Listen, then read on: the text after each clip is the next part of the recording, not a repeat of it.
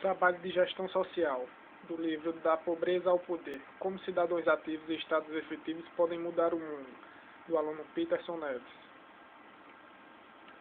O livro Da Pobreza ao Poder, do autor Duncan Green, reforça a nossa necessidade de despertar para as mudanças rápidas que o mundo necessita adotar para poder atingir gradativamente a diminuição das desigualdades sociais. Baseado no estudo de mais de 100 países, contribuições de colaboradores de mais de 100 países, o livro aponta as integrações necessárias para a diminuição das desigualdades sociais, por meio da união e o trabalho em conjunto dos países ricos e pobres e da população, que precisa agir de forma mais ativa junto aos estados, ao poder público de seus países, ou seus estados, cidades, sua localidade em geral. A desigualdade no mundo. Estudos apontam um colapso social em que o mundo se encontra, onde 1 em cada 6 pessoas sofrem com problemas como pobreza, fome, falta de saúde pública e outros problemas mais voltados às questões de insegurança social. Além disso, já é certo que, atrelado a todos esses problemas, as questões ambientais também prejudicam essa população mais pobre, uma vez que essas pessoas com menos recursos vão estar sempre mais sujeitas à exposição das questões climáticas, como chuvas fortes,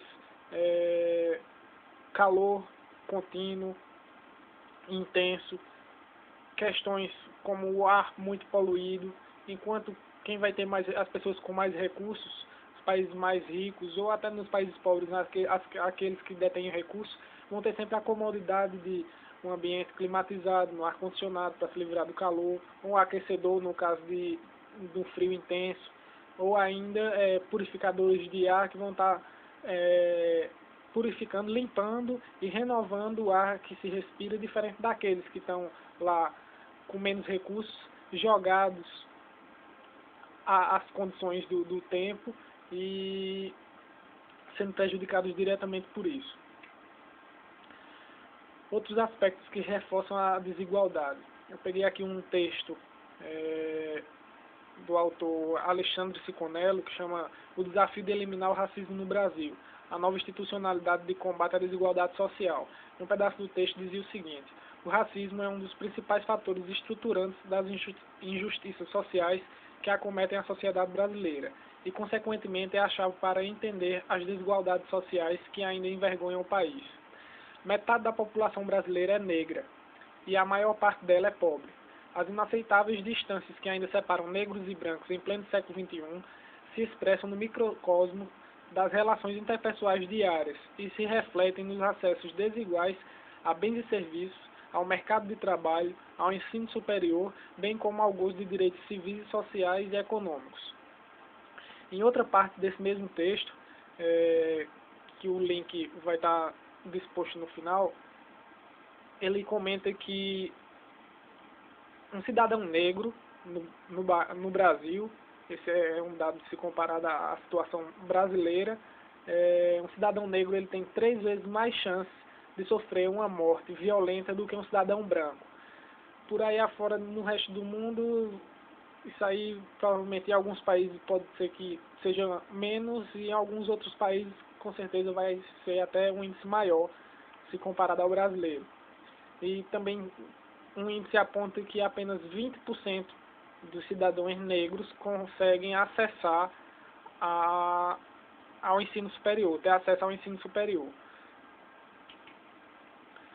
Quanto à questão da distribuição de riqueza, um grande problema também nessa questão do crescimento da desigualdade social é o fator de concentração de riqueza. É muita gente com muito recurso acumulado, pouca gente com muito recurso acumulado e muita gente com praticamente recurso nenhum, certo? Isso aí e vai continuar sendo um grande desafio do século, que é tentar redistribuir essa renda de forma que as desigualdades sociais possam vir a diminuir, diminuindo aí questões de fome, de pobreza extrema e etc. Aí. Estudos internacionais apontam que os 500 bilionários mais ricos do mundo têm recursos suficientes para superar a renda, se somada, de mais de 400 milhões de pessoas. Isso aí a gente está comparando 500 bilionários com 400 milhões de pessoas. Que essas pessoas, 400 milhões de pessoas caracterizadas como pobres, como mais pobres, né? Aponta também esses estudos que o ambiente globalizado de consumo produz cerca de 9,5 mil dólares em bens de consumo, e sendo produtos ou serviços, por pessoa ano, enquanto aquelas pessoas que estão na linha da pobreza ou abaixo da pobreza, que têm uma renda aí de até 365 dólares por ano, é um valor bem distante, né? 25 vezes, um valor de consumo de produção global é 25 vezes a mais do que o valor que uma pessoa que está caracterizado como extremamente pobre ou abaixo da linha de pobreza recebe por ano. No caso, 365 dólares por ano, $1 por dia, ou menos de $1 por dia, que caracteriza aquelas pessoas que estão abaixo da linha da pobreza. Aí o gráfico mostra aí a questão das mudanças observadas nos níveis de desigualdade social em países em desenvolvimento, alguns países selecionados. A parte em vermelho indica as desigualdades crescentes e a parte mais abaixo do gráfico indica as desigualdades decrescentes. Essa aí é um gráfico com base em dados pesquisados entre o final da década de 80 e o início dos anos 2000, a partir de 85 até 2002, 2003.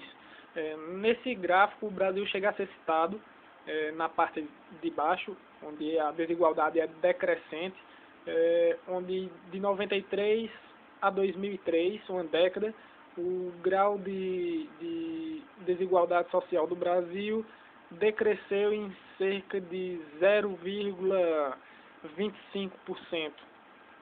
Um dado que provavelmente já deve ter sido alterado com base no alto investimento em programas sociais de uma maneira geral, que o governo atual, quando assumiu no início da década passada, implementou programas aí como Fome Zero, programas voltados para a questão da moradia, da inclusão dos públicos menos favorecidos aos recursos de universidades federais e etc.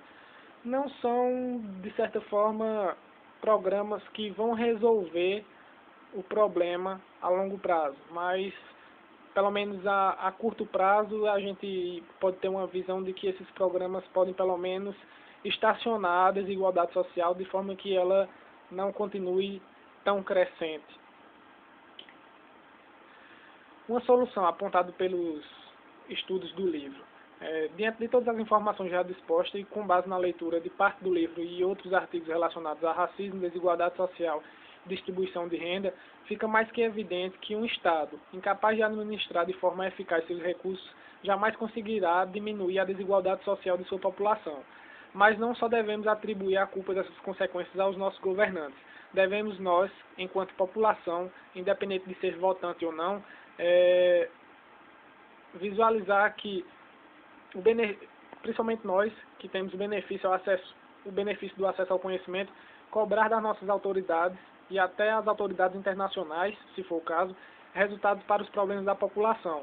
Temos que fazer com que sejamos ouvidos, seja por meio das eleições, seja por meio de manifestações políticas e sociais, seja por qual maneira for, desde que seja de forma pacífica, obviamente, para que possamos fazer com que o povo seja ouvido aqueles que são mais prejudicados, eles sejam ouvidos, sejam enxergados e sejam ajudados. Essa é a principal questão. O trabalho é feito com base de referência o livro da professora Silvana Medeiros, o livro de Duncan Green, Da Pobreza ao Poder, da editora Oxfam Internacional, e o texto do Alexandre Siconello, que eu tinha citado anteriormente. Essas foram as bases principais do trabalho. Obrigado.